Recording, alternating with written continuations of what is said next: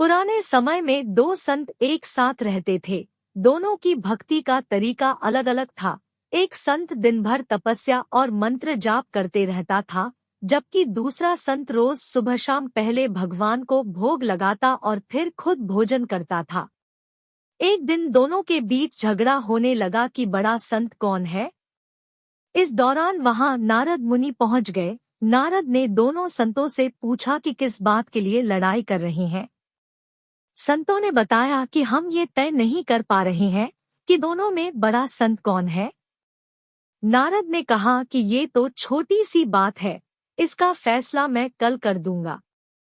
अगले दिन नारद मुनि ने मंदिर में दोनों संतों की जगह के पास हीरे की एक एक अंगूठी रख दी। पहले तप करने वाला संत वहां पहुंचा। उसने एक अंगूठी देखी और चुपचाप उसे अपने आसन के नीचे छिपाकर मंत्र जाप करने लगा। कुछ देर में दूसरा संत भगवान को भोग लगाने पहुंचा। उसने भी हीरे अंगूठी देखी, लेकिन उसने अंगूठी की ओर ध्यान नहीं दिया। भगवान को भोग लगाया और खाना खाने लगा। उसने अंगूठी नहीं उठाई। उसके मन में लालच नहीं जागा, क्योंकि उसे भरोसा था कि भगवान रोज उसके लिए खाने की व्यवस्था जरूर करेंगे। कुछ देर बाद वहां नारद जी आ गए। दोनों संतों ने पूछा कि अब आप बताएं कि हम दोनों में बड़ा संत कौन है। नारद ने तपस्या करने वाले संत को खड़े होने के लिए कहा। जैसे ही वह संत खड़ा हुआ तो उसके आसन के नीचे छिपी हुई अंगूठी दिख गई।